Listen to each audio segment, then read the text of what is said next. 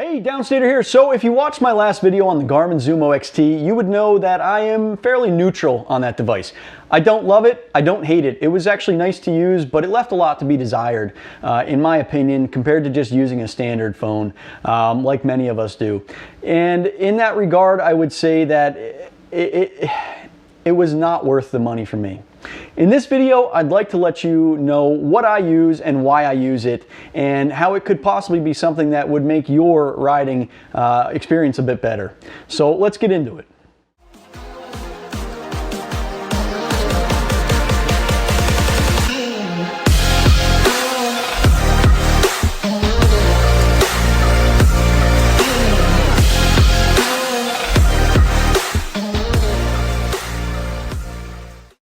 So as I stated in that last video, the hardware manufacturing game is a tough one. It's something I wouldn't want to be involved in. You're basically always up against copying and just undercutting and just some fairly bad business practices that are being conducted overseas. And also, technology is what it is. It what doubles every year, I think, and the cost comes down by a quarter. I don't know, I can't remember exactly, but the technology is always going to keep leap bounding. So if you're in a market where you're producing hardware, you better watch out because something's going to come up behind you pretty quick. So as I mentioned in the last video, Garmin is losing ground to smartphones in pretty much every market they work in. When I go to the docks in the summer, every boat has a tablet or a smartphone mounted on the dash. If I go fly an airplane, like a little Cessna, I don't know a single pilot, even commercial pilots flying a JetBlue 737, they're flying with a tablet, and mostly they're using it pretty heavily. It might scare some of you, but it's the truth of the situation. So, and the same thing goes for car. Look at the car market. Who is using a dedicated GPS in their car? I don't know anybody, and I know a fair amount of people, so I'm just using that as my go-by. And it goes the same in many markets. As far as things like this go, smartphones are replacing pretty much everything, and for a damn good reason. They offer you full integration of all your media, your headsets, your communications, your weather, your data, your everything's in one spot. Now, don't get me wrong. For years, smartphones were not a great option because A, they weren't waterproof, and B, they're so high tech. Most smartphones are so amazing now. They really don't take the vibration and the hot and the cold and all that stuff. They don't do well in those environments, and that's a fact. I've seen it myself. There were plenty of reports of guys having like the brand new iPhones on their motorcycle, and the vibration basically broke the camera. It's such a delicate, high-end piece of hardware that it's not made to take that kind of abuse, and they saw it pretty quickly by breaking a pretty expensive phone in short order, I might add. It doesn't take long to make an iPhone go bunk on a motorcycle. Don't do that, please. So you're probably sitting there thinking, all right, this guy is just going to tell us to go use our smartphone that we've been using anyway. Well, you would be right, but you're also wrong. The device I'm going to tell you about is about as un-smartphone as could be. Yes, technically it is a smartphone, but it's what it lacks in a really high-end camera or processor or all the other stuff that we come to expect in the really nice phones we have. It makes up for in all the downsides that we used to have using a smartphone for a very harsh environment like motorcycle navigation. It's IP68 rated. It is basically dustproof, waterproof. It's it's good down to a very cold temperature and very hot temperatures, and it's shock proof basically. It's a military grade smartphone. So without further ado, this is what I would suggest all of you buy if you want something that will do a very good job both on-road and off-road. It's the Kyocera DuraForce Pro. This is a hammered one that has been used for probably 3 years now, and it still works fine. Basically, these were built for the construction industry. Militaries use them. It's a military-grade smartphone. You can buy them extremely inexpensively, and they have by far even the base model. So there's actually two available now. This is the base Kyocera DuraForce Pro. There's also the Kyocera DuraForce Pro 2. Big differences. Basically, the Pro 2 is more what you would expect in terms of specs for a modern cell phone. Very high quality camera, still not the same as like a brand new iPhone, but quite good, usable, let's put it that way. Fast processor, big battery, just good specs on the two. The original one is still phenomenal though, and you can still buy this new. And before I go any further, I just want to let you guys know I am going to put a link for this unit and the Duraforce Pro 2, which you can buy both brand new still, in the description. I will ask, if you are going to buy one of these units for your motorcycle, it would certainly be helpful and I would appreciate it. And you're not going to pay any more money than you would normally just going to Amazon doing it yourself. So if this video is bringing you some value and you like what I'm bringing to you, definitely use the link below if you're going to buy one of these. It's going to give you the most updated price, and it truly is a wonderful device. So let's get into it a little bit more. So as far as specs go for the basic Kyocera Duraforce Pro, I'll get into the two later, but essentially it'll be better than this, and this is already quite good. You're getting a unit that has a 1080p camera, 3 gigs of RAM, a high quality processor. I believe, I'll have to look at it real quick, but the operating temperatures are down to -6 degrees Fahrenheit and up to 140 degrees. So it blows away any normal smartphone, and that is the biggest problem I always saw using smartphones. They don't like hot weather especially, and cold weather too often would shut them off. So it was not a good situation, and not something I would certainly rely on for navigation out in the bush or in the field, or whatever, going across countries.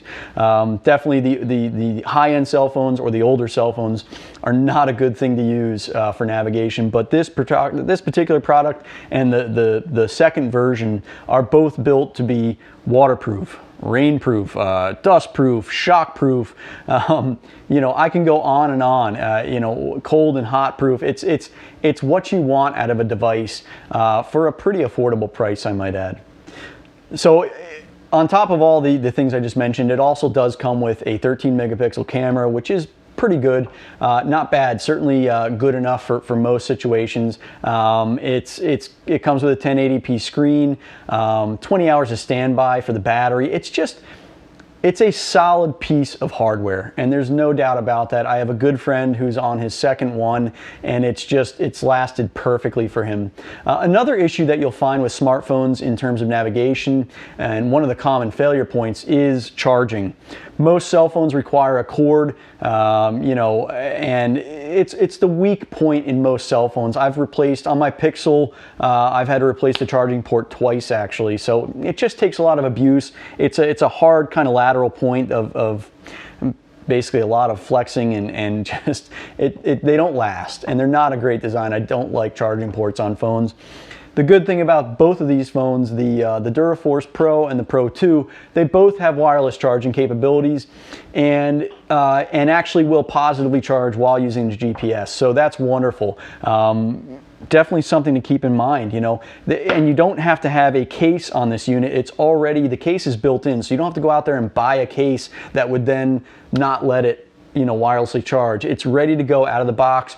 You can drop it all day. It's not going to hurt the phone. It's built to take that. So the wireless charging works really well. That's one of the problems you have when you put a case on a normal phone. Wireless charging often stops working, or it has problems. So don't worry about that. And I'll also leave in the description below and in the comments a phone mount that has a wireless charging puck built in that I love, and I hope you guys buy it. It's great, it's phenomenal. I don't get any money from them. I just want to support the company because they really are making a beautiful mount that I've been using for years now, and it would work well with this unit to get you good solid charging and just mounting. So definitely check that out. This unit right here, I would say, would be a great kind of just leave it on the bike forever and use it as a dedicated GPS while integrating all your other stuff with it. I would say this is the direct competitor to the Garmin for sure. The Pro 2 is such a good phone that I would actually consider using it as my primary cell phone as well. So that way you would have cell phone connectivity, you would have all your up-to-date traffic and weather, you could stream music right on it, and then you truly do have a one device that gives you everything you want. Your mapping, your weather, your music, your Cardo Pack Talk or Sino, whatever you use. It gives you everything in one device, and it's all seamlessly kind of put together. And that's definitely, I think a huge benefit to the average motorcycle rider. It'll also, allow you to have your Butler maps, your Locus maps. Again, at the end of the day, whether we want to accept this or not, smartphones will dominate motorcycle use and GPS navigating in general. It's just going to happen, and the sooner we are to accept it and move forward with it, the better. And that's why I'm doing this video, to show you guys a quality product that I know works in this field. So quickly, just like I did with the Garmin, I'm going to do a glove test and a water test. All right, so one of the issues with smartphones is water. Rain specifically will basically make the phone think that it is being touched by a finger. So let's see how the Kyocera does.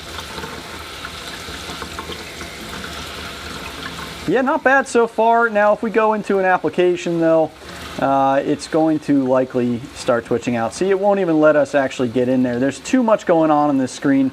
Let's open an application. Oh, so it actually thought I was pulling down the screen right there. So as you can see, there is still that issue with these smartphones. See, it won't even respond when it's got water on it.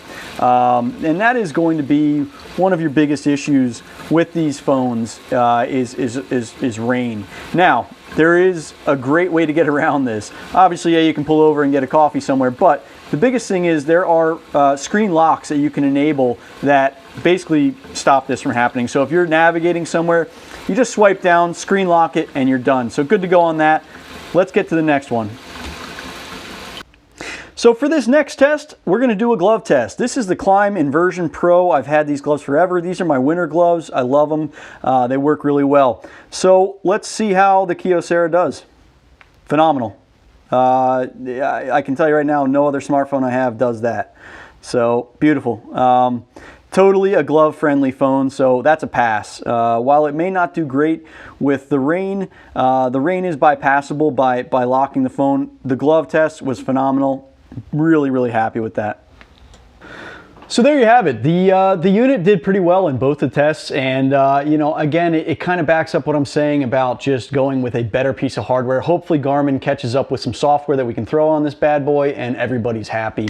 At the time of filming this video, the Kyocera DuraForce Pro 2 is $240 and the DuraForce Pro Unlocked is $160. So again, those prices may go up or down by the time you watch this video. I will put the links in the description below. I highly suggest, and I ask you actually, if you will, if you're gonna buy these units, use those links. It does help the channel a lot, and I would really just appreciate it. There's a lot of work that goes into these videos, and just it's a great thing if you can do that. One last thing I'll say, I'm not ragging on Garmin, but for the price of that unit, you can buy 2 of these base models, throw one in your back box in case the first one goes bad, and you'll be set, and you're still going to be under the price of one Garmin Zumo XT.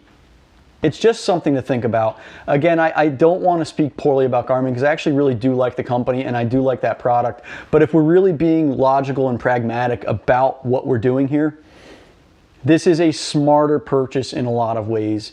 It has a dedicated GPS. It can take more, the specs are better than the Garmin unit. It's better, it's IP68 rated for water and dust, a better battery, it has a camera, it has all these benefits that I've already gone through that kind of blow the other unit out of the water. The only thing we don't get is Garmin's UI and software, which hopefully they will get on board and start giving us a great piece of software to put in these devices going forward. So that's all I got. If you've watched this far, I truly appreciate it. Any comments, please keep them civil, and I try to get back to everybody, and I appreciate all the likes, the subscribes, the shares, all that stuff. Really great stuff, and yeah, till the next one.